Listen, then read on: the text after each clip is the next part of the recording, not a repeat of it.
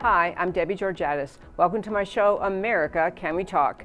Today, we're going to talk about whose Black Life Matters, Lloyd Marcus and Bernell Trammel, Nadler's Mythical Portland and Minneapolis' future, racial agitation from the DNC to the New York Times, and the Supreme Court cancels the Constitution. And of course, I'll tell you why these stories matter to you. Stay tuned.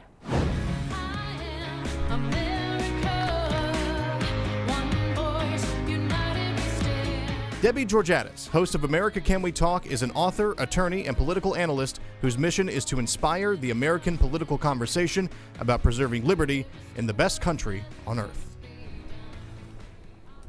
And welcome again to America Can We Talk and to today's First Five. I'm Debbie Georgatos. If you watched my show this past week, last Wednesday, we had a guest on the show named Lloyd Marcus, and I sent a picture of him to Matt, if you can put his picture up. This gentleman joined us on the show this past Wednesday. He is a songwriter, singer, author, a very, very popular speaker at Tea Party rallies. And in this era of Black Lives Matter, I wanted to honor him because, as it turned out, in an just amazing and odd circumstance, he was on the show Wednesday. If you were listening to him, very high-spirited, very his usual self. Sadly, he passed away on Friday, 2 days later. And so he passed on at the age of 71 from a heart attack. And but he left quite a legacy that I want to honor in terms of really honoring Black lives that mattered. At the age of 71, he had a decades-long record in his life of speaking up for conservative ideas, speaking up in his Black community, and regularly writing and talking about the idea that he was mocked, scorned, ridiculed by family and friends, and certainly by leftists who run much of the media in this country for daring to be a Black man who was proudly conservative. He was leading at this time this effort to bring out the Trump train for President Trump in 2020. When the Tea Party movement evolved several years ago, he was among the most prominent speakers and entertainers. And he's a guy, why he should be honored is because he spoke truth about America, about the goodness of America, the rightness of the ideas of America, and the great danger that the ideas of the Democrat Party pose to all of America, but certainly to the African American community. And speaking of that, his sign-off quite often was the unhyphenated American.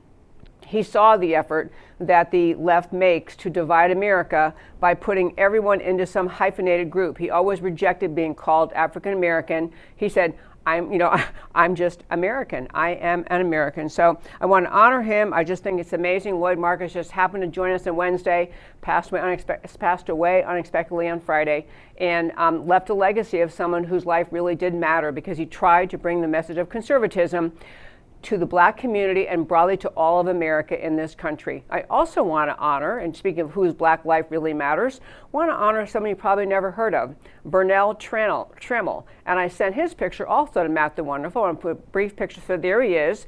This is a gentleman who lived in Milwaukee, and he was 60 years old. He was a conservative activist, not an activist in the same way that we're talking about with Lloyd Marcus, but an activist in terms that he would walk around Milwaukee carrying a sign basically saying, vote Trump 2020. He was a conservative. He supported President Trump. He had a publishing business. He would put signs in the windows of his business encouraging people to support President Trump, and especially his Black community, the community where he lived and worked. He would urge them to support President Trump. Obviously, these things take bravery because it is much easier if you're an African American citizen to simply go along, and not just African American citizens of every background. It's so much easier to go along with the pressure of the mob, the pressure of the media, the pressure of left-wing thinking that just seems to have pervaded and invaded society at all levels. It's just easier and you can live life more peacefully if you just go along with what the left-wing agenda is. The left-wing agenda being pushed in schools and media and culture and just everyday life. And so many Americans go along with it, or at least they are silent about it. But both gentlemen I want to honor in this, speaking of whose lives really mattered, both Lloyd Marcus and Bernell Trammel spoke what they believed. Bernell Trammel, most unfortunately, was gunned down over the weekend. He literally was sitting on a bench, car slowed down, and shot him and killed him.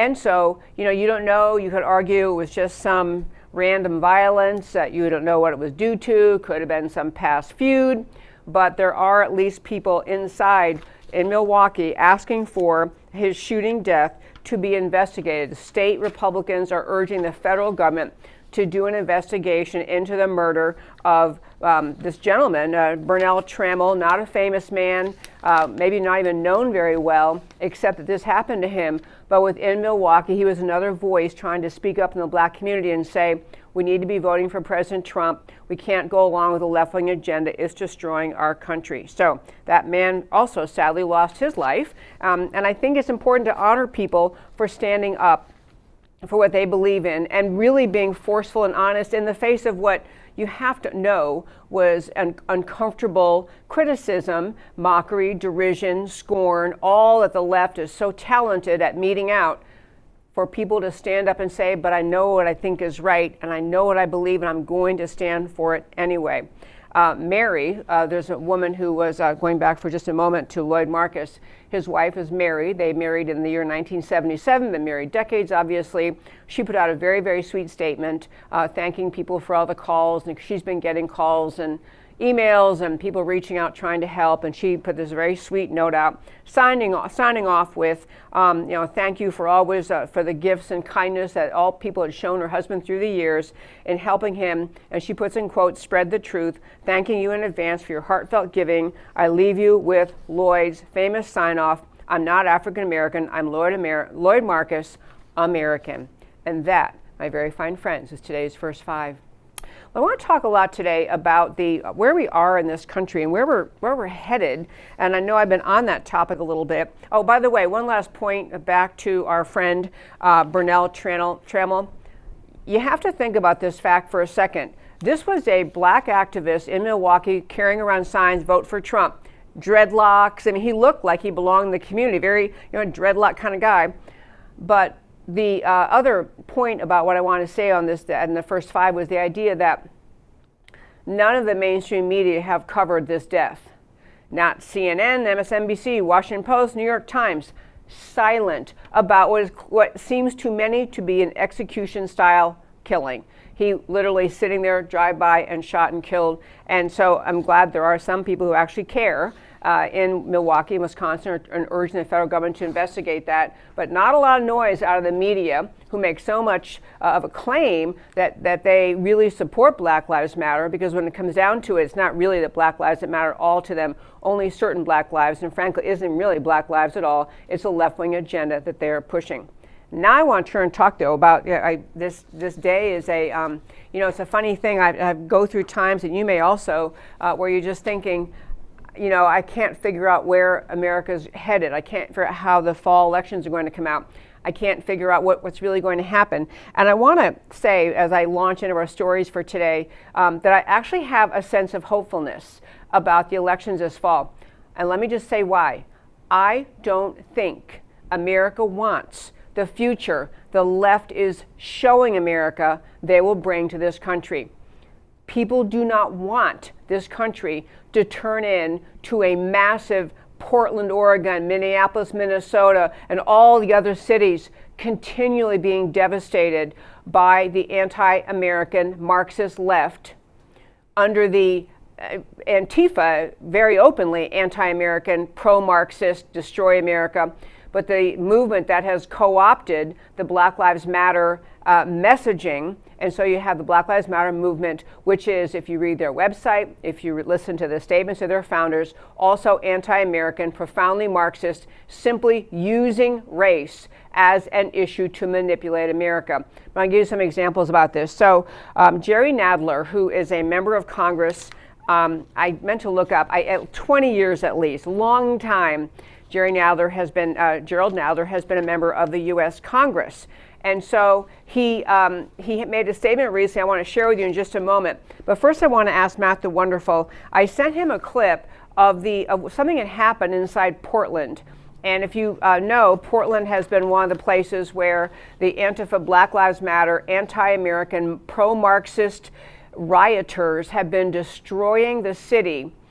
And they did something recently there. The ongoing rioters did something recently which was there was a federal building, and they realized that actual federal officers were inside the building. So these rioters, looters, property destroyers, these are not peaceful protests. These are violent people motivated by Antifa, motivated by the Marxist destruction of America. They realized that there were federal officers inside a federal building, and they literally tried to jam it shut, jam the doors shut, use plywood, and light the building on fire, recognizing people were inside. So we have that clip. That is from from Portland. Matt, I labeled it Portland Setting Fire. I want to show you what they're actually doing in the ground in Portland.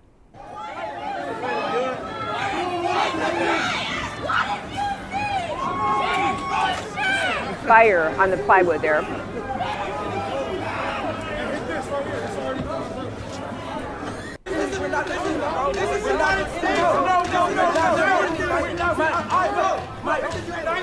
You're taking a stand on the wrong side. I've already made a mistake. I've already made a mistake. I'm telling you.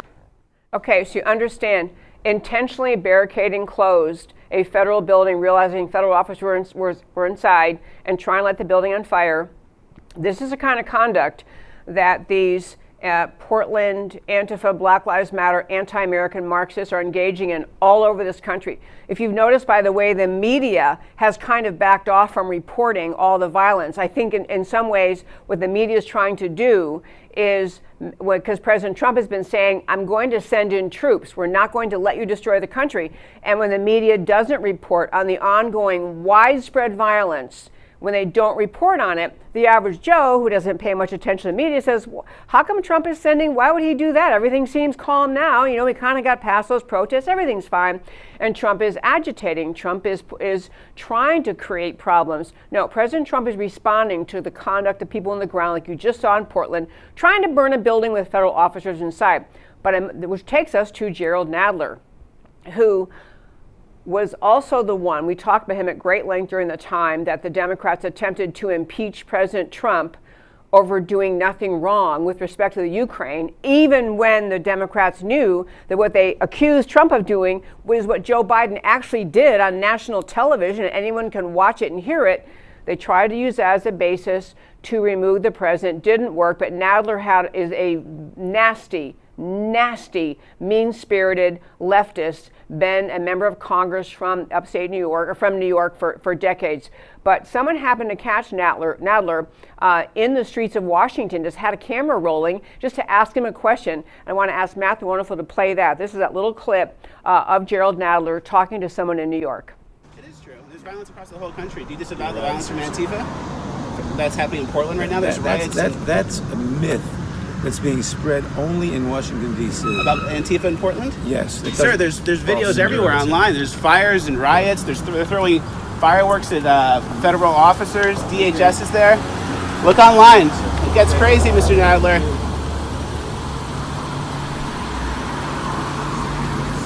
Wow, so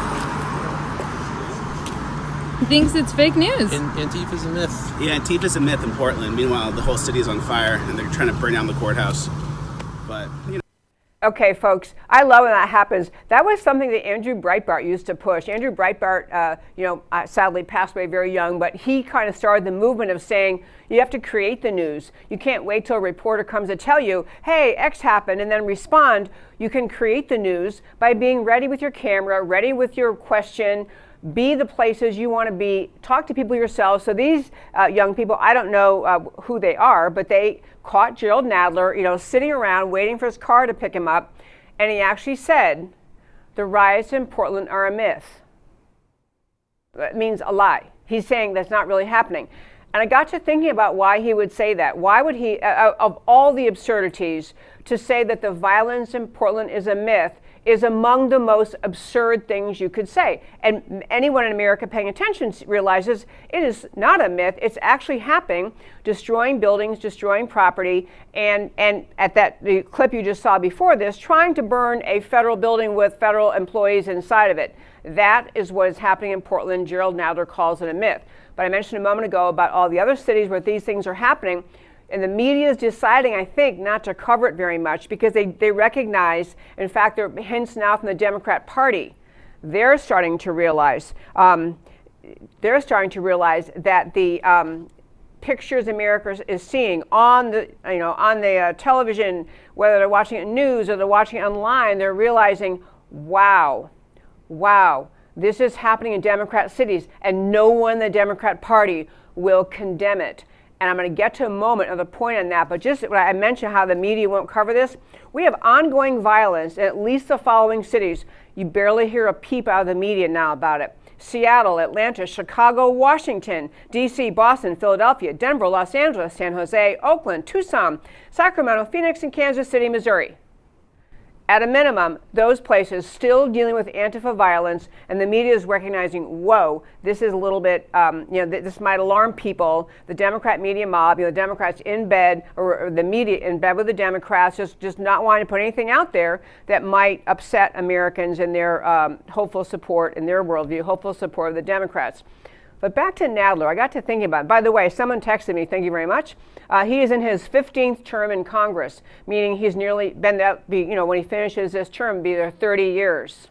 The guy has lived his life in Washington, getting embedded in the Democrat Party, in the Democrat politics, and Democrat political world, and he has gone right along. He has never led on a moral issue in his life. He has been led along as the party moves from wherever you would say it was 30 years ago into the radical pro-Marxist party is today. Gerald Nadler, front and center, happy to keep on pushing whatever the Democrat message is. But I got to wondering, how you could be Gerald Nadler.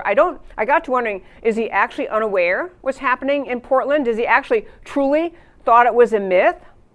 He said that's a myth they're spreading in Washington. I don't think so.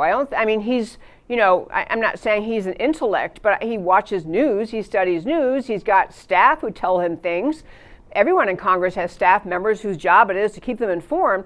So it isn't that he doesn't know, it's that he doesn't want to admit that he knows. And because then he's going to be forced to take a position, such as, this is justified, Antifa, Black Lives Matter, everything they're doing is all justified. Yes, I'm right with it. He's not sure he wants to say that. But he also does not dare criticize it. So he tries instead to pretend it doesn't exist.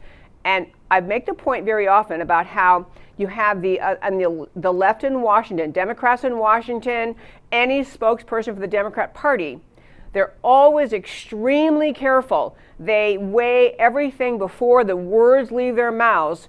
Could anything I'm saying be possibly considered insensitive toward racial minorities? Could it possibly be twisted and I could be accused of racism? They're very, very careful. The Democrat Party is deeply concerned about trying to hold on to the black vote because they can't win without the black vote. So they're very, very careful about not offending, not saying anything that could even be contorted into something that sounds like a criticism that could be labeled as racist. But it's even worse now. It's worse than that. Gerald Nadler does not dare offend Marxists. The Democrat leadership of the House and the Senate, they know who Antifa is. They know what Black Lives Matter is. Everyone who listens to my shows heard we actually played the videos of the founders of Black Lives Matter saying they're Marxists and they're Marxist trained. We've played the great video by, I think his name is Marcellus Wiley, the guy who was an NFL player, who was asked about Black Lives Matter. He played in the NFL, but he was asked to commentate in a sports program about the NBA and whether or not they should be painting Black Lives Matter on the basketball courts. And he said, hey, I looked into it. I read Black Lives Matter website. These people are anti-family. And he's saying he wanted, this Marcellus Wiley guy, he wanted more than anything to be a good father, a good husband, a good father. He was blessed by the fact of having an intact family unit in his life growing up. He wanted to pass that along and have that for his children, next generation. So this is a guy who recognizes that what Antifa is trying to do is extremely dangerous, extremely detrimental to the black community in America. Marcellus Wiley saying, I don't think anyone should be supporting an organization that wants to destroy the black family, destroy the family unit. In fact, Black Lives Matter in its Marxist agenda committed to the destruction of the intact family unit. And so Marcellus Wiley points this out. But back to Gerald Nadler, what I'm getting at is Gerald Nadler could not even admit the truth about what's happening in Portland because at this point, the Democrat Party is so overwhelmed by, and their voting base is so overtaken by Marxism, by the anti-American, Marxist, socialist, communist, call it what you want, the destruction of freedom in America, that those people need the vote of the Marxists to win their elections. They don't dare insult Antifa or Black Lives Matter or any other group trying to destroy this country. Nadler wants to pretend nothing is happening in Portland, nothing to see here, nothing to look at, folks, because he cannot risk offending the Marxist movement in this country. And so if you say that you voted Democrat in our country historically because you always thought they were for the little guy or because you thought they really would support unions, you have to recognize a vote for any Democrat in this country today. A vote for a Democrat is a vote for Marxism. You have to own that. Nadler just owned it for you. He just told you, I can't even speak the truth about Marxist destruction of our cities because I might offend some of the massive Marxist, socialist, communist base that now constitutes a huge portion of the Democrat Party voting base. He doesn't dare insult them. Similarly, and folks, I'm telling you, the Democrats are getting nervous about this. The media is getting nervous about this, about what people are watching and seeing in these cities being destroyed by Antifa and Black Lives Matter. And their party's getting nervous thinking, shoot, what is it we're going to say about this? And so their answer so far is to say nothing. But I'm going to shift and talk about Minneapolis for a moment. I sent the Matt the Wonderful a clip. This is right after the riots. I'm sure you recall that the first Black Lives Matter riots that started in our country happened right after the murder of George Floyd at the hands of a police officer. I think that was like May 25th. So right after that, obviously massive, massive damage in Minneapolis. I want to have Matt the Wonderful play. This is actually a drone looking at Minneapolis after the riots finally ended. You think this looks like Lebanon. You think this is a war-torn. This is Minneapolis, people. This is Minneapolis. There's no sound in this one, so I'll commentate. Minneapolis falling apart, literally destroyed, burned, and just destroyed and burned. And it's a horrific and horrible thing. But I want to tell you a couple of things about Minneapolis. I mentioned, if you listen to the show very often, you know that I still have a soft spot in my heart for Minneapolis. So I grew up in upstate New York, very, very small town. And but my dad, my parents, blessed by an intact family unit. My parents were, had a lovely home they made for us. My dad grew up in Minnetonka, right outside of Minneapolis. And so Minnetonka is just a little suburb of Minneapolis. Lovely place, that's where my dad grew up. So every year we would go on vacation, which all we ever did was drive from our little town upstate New York, drive across country to Minneapolis. My mom grew up in Iowa, right next door. So we had, literally dozens of cousins. They both had big families. We had lots of cousins to see. So that was our family vacation. We spent 2 weeks in Minnesota, Iowa, Wisconsin, North Dakota. And we saw all the cousins. It was really fun. But one thing my dad's mom did, so she still lived in the house for many, many years that my dad and his 6 other siblings grew up in. So every year visiting them, my grandmother would take as a treat when we were visiting, she would take my mom, my sister, and me. So it was the ladies out for ladies' lunch in downtown Minneapolis. I remember Dayton's department store. I don't even know if it's there anymore, but Dayton is a big Minneapolis name. So she would take us out to lunch at Dayton's department store. My grandmother's our like girls' treat out. We pretty much were. In the summer vacations, we'd pack shorts and bathing suits and, sneakers because it was just playing around with cousins. We always had a nice outfit to wear so we could go out to lunch at Dayton's with my grandmother. I remember also being impressed by Minneapolis because it was a big city compared to the little town I grew up in. So as I say, I have a lot of family there and I still feel, very attached to Minnesota. I've been back for cousin reunions and such. So it really breaks my heart to picture Minneapolis like you just saw in that picture. But you might be saying, well, okay, but that was right after the riots. It was right after George Floyd. I'm sure things have settled down, but allow me to correct that misperception. First of all, I talked to a cousin of mine who's telling me that the main street, Lake Street, looks like a war zone. His expression was it looked like Beirut in the day. But in addition to that, I have a friend who's still in Minneapolis, doesn't live in the city, but she was describing what it's like now. And I wanted to share with you what she was saying. And the reason this matters is, this is the picture of the future of America if the Democrats were to win the White House. This is the picture of the future of America if the Democrats win the White House and the Senate. Everything Antifa wants, everything Black Lives Matter wants, the entire Green New Deal will become a reality. Joe Biden is not some moderate Democrat who's going to lead the party back to the days of reasonable, maybe you think JFK type Democrat who really actually respected private business. Joe Biden is not, he's on his way to senility. He's not going to be, even if he wins and even if they don't replace him, he's not going to be the leader of the country. He's going to be in the basement in the White House instead of the basement in his home in wherever he's from, Delaware. But Marxists will be leading this country. This is the future of your country if the Democrats win. First, I want to tell you about Minneapolis, what my friend wrote. Did you even know that Minneapolis is a ghost town? A good friend works out of a downtown office, remotely mostly, but he goes in twice a week voluntarily. He works 8 a.m. to 5 p.m. He describes no cars in the streets, few cars in the ramps, no people on the sidewalks. He left work yesterday at 5 p.m.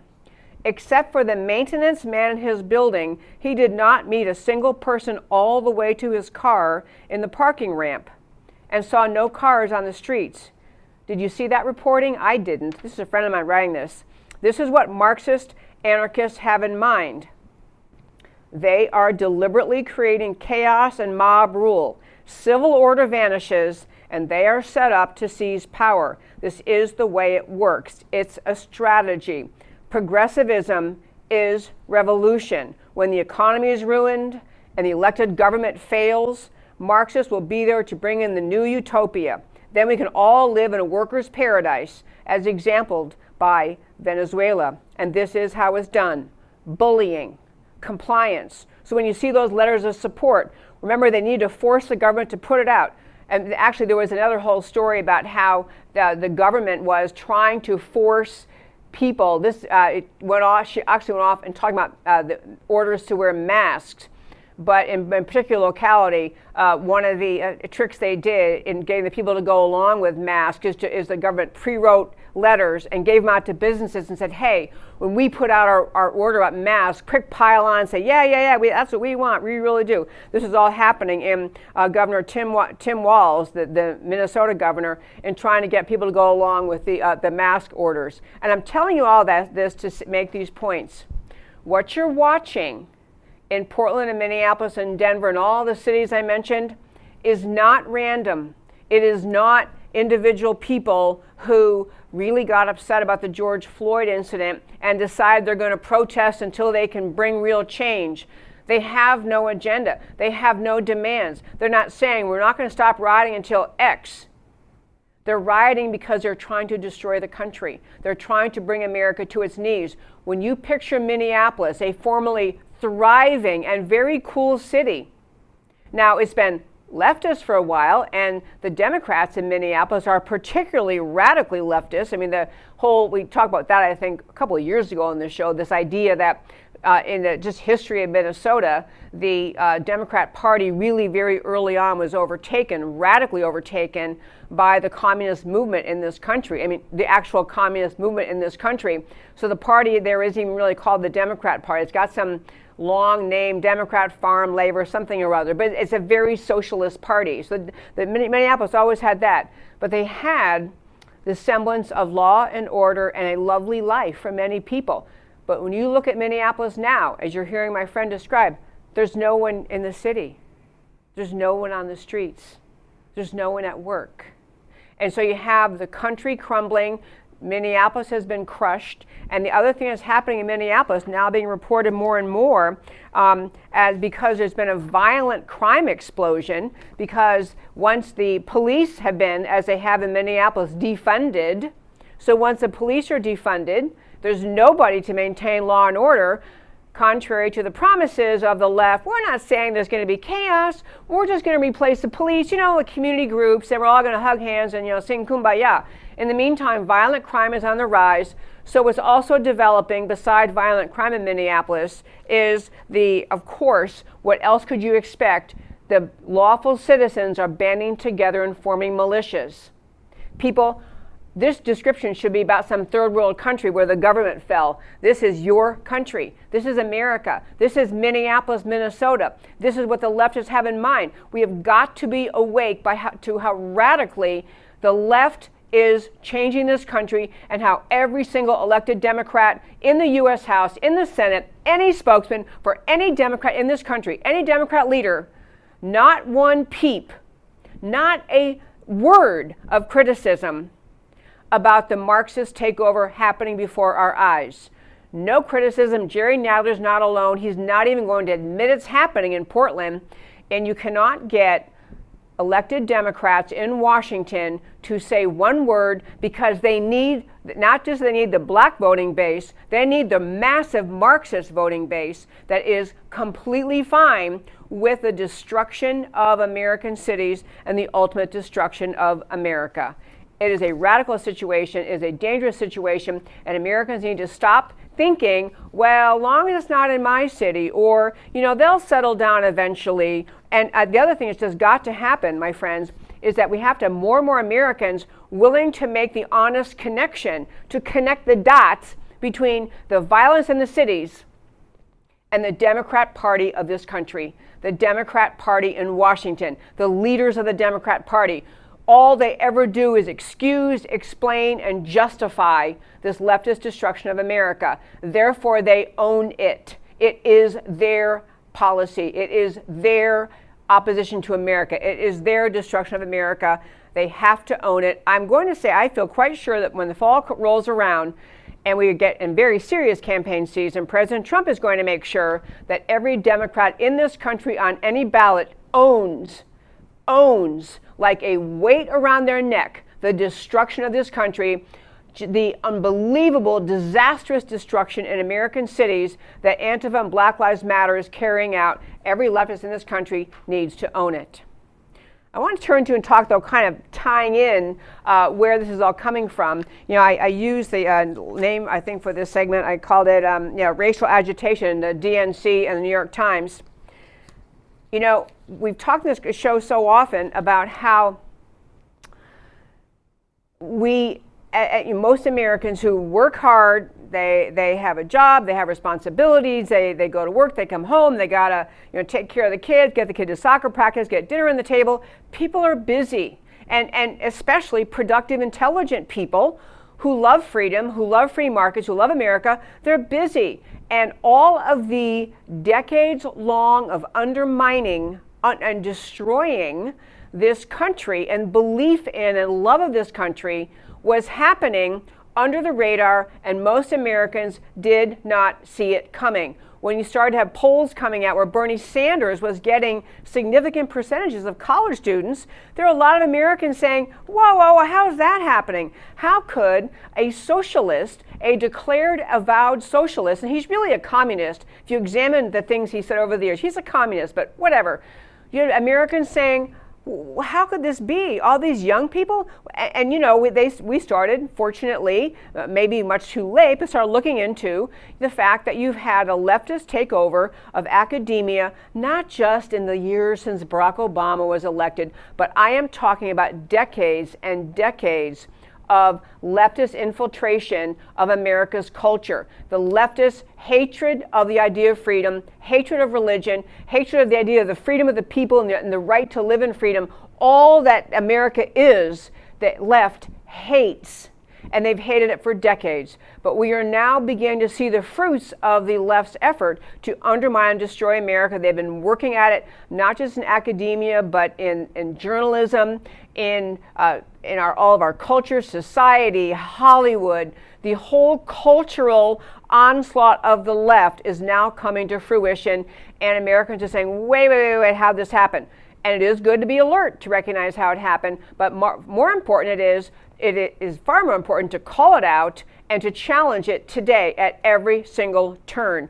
And I will say that, a big and successful weapon the left has used is this hyphenating of America. The left has used the tactic, the mission of dividing Americans into hyphenated categories, so you're no longer just an American.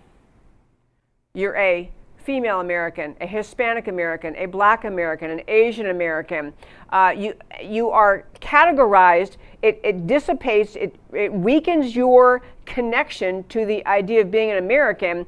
And the left has used this racial identity politics. That term, whatever term you want to use for it, the idea that you exalt skin color, race, and ethnicity and gender as the identity of someone versus being an American. That was a great, great, great service that Lloyd Marcus brought to America as over the years as he wrote a lot at American Thinker, other places, about wanting to be the unhyphenated American, and that all of us should want to be unhyphenated American. But we have to recognize the left has used race to divide us, and once you're divided into your hyphenated silo and you're told, not just that this is where you live politically, you're told what you must believe, what you must stand for, who you must hate, you're told others hate you. They have managed to pit Americans against each other. This is another piece, another effort of the radical left, the communist agenda to destroy America, been happening under the radar for decades, and we're now seeing the fruition of it. But I want to hit two particular things. I mentioned the DNC and the New York Times. One is that the Democrat National Committee floated their draft platform. Political parties have platforms, and it's usually a big battle on for both parties, Democrat or Republican, to go through the platform pieces, and you have people advocating we should change this, say this, don't say that. It's a big deal, and there are some people very, very committed to getting the issue they believe in so strongly spelled out exactly how they want it in their platforms. The Democrats have their draft platform out, and you can read it at our website, americacanwetalk.org. On the homepage, under shows, drop down, list of links, you can find it.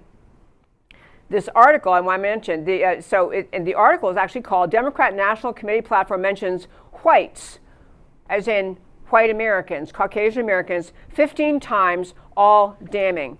And you have to understand when I tell you that the left, the Democrat Party of today, owns this intentional, ongoing division that we are watching before our eyes. The Democrat Party cultivates it. They work to make sure Americans are taught this in every way conceivable. And so you have the Democrat Party, for you think of the platform for America's future. You on the conservative side, you're talking about energy policy, tax policy, border policy. There are just a myriad of issues. Policy on life, policy on all sorts of issues. The Republican platform deals with issues and says, here's where we stand. We believe in X and not Y. We believe in this and not that. The Democrat Party, they are entirely the party of siloed Americans, putting people into categories and then telling you, because you're in this category, you're a victim, and everybody else hates you, and everybody else is trying to deprive you of your rights, and lucky for you that you have the Democrat Party to stand up and speak up for you. So, Democrat Party runs their platform, 15 mentions of whites. By the way, they capitalize all other races, Black, Hispanic, but white is it's like a little mini diss. They won't capitalize the word white. I gotta tell you folks, I find this so, it's inconsistent with how I've ever thought about myself. I don't walk around thinking about skin color, but I do think about being an American. And this is what is needed so much in this country, is to reject this effort the Democrats spend so much time on, trying to convince Americans to stop believing the ideas of America and instead believe whatever the beliefs are you are assigned to because of your skin color. But they went through 15 times where they mention whites, and they are just in every case assuming whites are hateful, bigoted, name your adjective. They're just the most, and they run through comparisons of white Americans versus other groups, some of them completely factually falsely, by the way, but running through different groups and saying, median family income, median poverty rate, they spend their time doing that. And I really think you ought to think about what that says about the Democrat Party. The Democrat Party wants you to think that what it says is they care about everybody. Look, they're caring about people, and look at all the people they care about. They care about you as long as you agree to the assignment they've given you and the ideas they tell you have to believe in. but it's part of this plot to destroy America, to destroy the idea of America, the founding ideas of America, that all men are created equal, that we're endowed by our Creator with certain rights simply because we are born, that we have the right to live in liberty, that which cannot coexist with socialism, communism, or Marxism. We have the right to live in liberty. We have the rights spelled out in the Declaration and the Constitution and the Bill of Rights. That's what America is. America has no skin color. Americans have no skin color. We have ideas as our unifying national identity, but not the Democrats. All they can think about is what color package you came wrapped in when you were born, and therefore what they're telling you must believe. So this is, and we're watching the fruition of this evolving and growing thought in the American left, which is assign people their beliefs by their skin color, call them victims, and then stand up to be the hero. Related to what the DNC is doing, further balkanizing and destroying America, is a project of the New York Times. We mentioned it before, the 1619 Project. There's a great piece at my website I want you to read. And again, AmericaCanWeTalk.org, on the home page, under shows, drop down, list of links. There's a great article, How to Disprove the 6 Most Outrageous Myths of the 1619 Project. Again, the 1619 Project is a project of the New York Times to completely recast, redefine America, to ignore the founding ideas of America spelled out in the Declaration of Independence and the Constitution, and all of those glorious ideas that kids used to learn about in school and study in college, and they would read the Constitution, the Federalist Papers, and learn about the greatness of the ideas, these just time-honored ideas that have blessed everyone since our founding. Those fabulous ideas are what America is, and they're the ideas the left hates. The left hates those founding ideas. So the New York Times 1619 Project is to say, no, Americans. America's not about those founding ideas, Declaration, Constitution, Bill of Rights. America is about slavery. So the 1619 Project is an intellectual effort by the New York Times to redefine the very definition of America to be a country founded by, rooted in slavery, defined by slavery, and then they talk through every other element of policy and history based on the slavery. And they do it with flat out lies. One example is the woman who's kind of the keynote thinker behind the 1619 Project, Nicole Hannah Jones. One argument she makes in the 1619 Project is that America only fought the Revolutionary War. And again, the Revolutionary War integrally tied to the ideas of the Declaration of Independence and then later the creation of the Constitution. She's saying, oh, no. We didn't fight the Revolutionary War to stand up for the rights of man and all men created equal and women and endowed by our Creator with rights. No. We fought it, says she, to perpetuate slavery. That the only reason we had the revolution was to perpetuate slavery. This is a flat-out lie. Historians on the right and the left, even liberal historians and conservatives, have said to her, written into the New York Times, this is a lie. There's no factual basis for saying this. You're just making stuff up. But it doesn't matter to them, because the point of the 1619 Project is not to make sure you have a deeper understanding of history. It is to make you hate America, to make you hate the founding ideas, hate the founding documents, hate the very idea of America. That's the point of the 1619 Project. It is part and parcel. It is elbows locked with Antifa Marxist destruction of the country rooted in freedom. That's the 1619 Project, and I urge you to read more about it. There are 6 specific things that are called out and laid out in this article as lies. You ought to read it. But I want to get time to one more story today. So I'm going to tell you the other great thing that happened on this story is that, thank goodness for America having some bold people still serving us in the Senate. Senator Tom Cotton actually launched a bill. Senator Tom Cotton, he's a Republican from Arkansas, actually launched a bill, introduced a bill saying that all federal funding for public schools will be cut if you teach the 1619 Project. Because the New York Times, they're not just printing up this happy farce that they call the 1619 Project in their Sunday paper or putting it out online. They are pushing it into public schools just to make sure that American kids leave the public schools hating America, thinking America is racist. It is the entire purpose of this to make you hate America. So yay for Tom Cotton introduced a bill saying no money for the public schools that teach the 1619 Project. Okay, last quick story for today because we got to wrap it up on time. I call this the Supreme Court canceled the Constitution. And the quick story is, I'm sure a lot of you have been following this, but you know, we have ongoing battles in this country about regulations concerning coronavirus and masks and social distancing and where you're allowed to be and what's allowed to be open, what's allowed to be shut down. And there was a case, an emergency appeal was made to the U.S. Supreme Court for injunctive relief, asking the court to enjoin or issue an injunction so that a church in Nevada could hold services. And they basically are saying, you know, the governor of Nevada has let all these other places be open. All these places can be open, but not churches.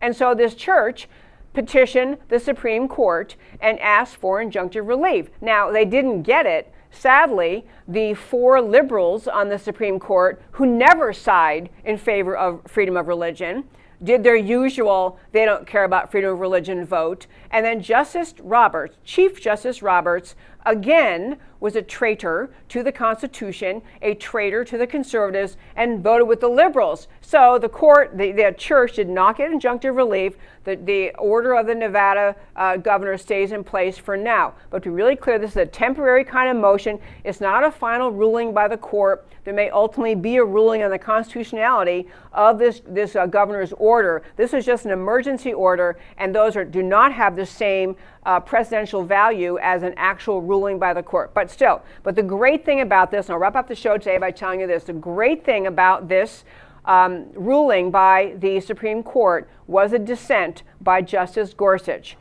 I'm still not too happy with him, but this was a great dissent, which he wrote. He said, this is a simple case. Under the governor's edict, a 10-screen multiplex movie house may host 500 moviegoers at any time. A casino, too, may cater to hundreds at once, with perhaps 6 people huddled at each craps table here and a similar number that gathered around every other roulette wheel there.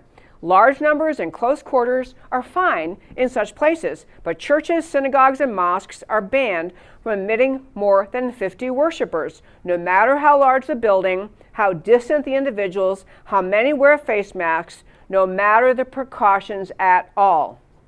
In Nevada, it seems, it is better to be in entertainment than religion. Maybe that is nothing new, but the First Amendment prohibits such obvious discrimination against the exercise of religion. The world we inhabit today, with a pandemic upon us, poses unusual challenges, but there is no world in which the Constitution permits Nevada to favor Caesar's Palace over Calvary Chapel. Brilliant dissent by Gorsuch. And my very fine friends, we're out of time for today. What I do at the close of every show is tell you again why the stories we talked about today matter to you. So today, we started out our show talking about whose Black life matters, Lloyd Marcus and Bernell Trammell. Lloyd Marcus, proud Black unhyphenated American, passed on with an interview 2 days earlier. Outspoken, prolific, positive about race relations, writer for decades. Bernell Trammell, proud Black Trump supporter, gunned down in broad daylight in Milwaukee. Not one mainstream media mention of his death. An honest organization standing in good faith for the idea that Black Lives Matter would mourn the passing of proud Black Americans exercising their American freedoms. Black Lives Matter is silent on the passing of Marcus and the violent killing of Trammell, because Black Lives Matter is not about the idea that all Black Lives Matter. Is controlled by white Marxists using the wedge of racism to press for a Marxist overthrow of America. No excuse for corporate America or any other American not to know the truth about the Black Lives Matter agenda, an agenda that must be rejected in 2020. And then Nadler's Mythical Portland and Minneapolis future. Portland rioters captured on video, but Nadler says Antifa in Portland is a myth. Americans increasingly asking, why are no Democrats ever denouncing the violence? Why do Democrats fear offending Marxists? Drone footage and resident commentary show Minneapolis as a ghost town. Americans are increasingly asking, is this the future of American cities that Democrats think is okay? Militias forming in Minneapolis? Do we want this instead of police? America's mainstream media tries to downplay continuing violence and portray Trump's efforts to restore law and order as the problem. A transparently false narrative. The Dem leftist lies are running out of steam. Trump is not the problem. Trump is the only choice for president. And a racial agitation from the DNC, the Democrat National Committee, to the New York Times. Draft DNC platform specifically names and denounces, denigrates white people 15 times. New York Times presses on with the 1619 Project. Teaching the American Revolution was fought to preserve slavery, which liberal and conservative historians denounce as baseless nonsense. Trump's increasing popularity in black and other minority communities profoundly threatens the monolithic black vote that Democrats have depended on for decades, and so the leftist agitation for all things racist has gone nuclear, off the rails. Senator Tom Cotton proposes to block funding for any schools teaching the 1619 nonsense. Saving America requires more Americans to see what is happening, connect the dots, and follow Tom Cotton's lead and stand up in their own way, stand up in your own way. And lastly, the Supreme Court cancels the Constitution. Justice Gorsuch, mildly redeemed for writing a strong one-paragraph dissent in the SCOTUS in his decision, upholding COVID rules in support of casinos and against churches. It's still true that Gorsuch unloosed gender dystopia in pure legislation from the bench decision. He did that in the past, that's why he's only mildly redeemed. And John Roberts sided with the liberals again. John Roberts is well past characterization as a conservative maverick. He's thrown in with the leftist wing of the Supreme Court, damaging the Constitution, the Supreme Court, and America. Roberts' decisions are not impeachable offenses, but they are so far from his characterization of his judicial philosophy during confirmation hearings that Americans wonder if something undisclosed explains his behavior. Potential Supreme Court appointments in the next 4 years, yet another reason to re-elect President Trump. And that, my very fine friends, is America Can We Talk for today. Thank you so much for tuning in every Monday through Thursday at 3 p.m. Central Time to America Can We Talk, where I always talk truth about America because America matters. And I'll talk to you next time.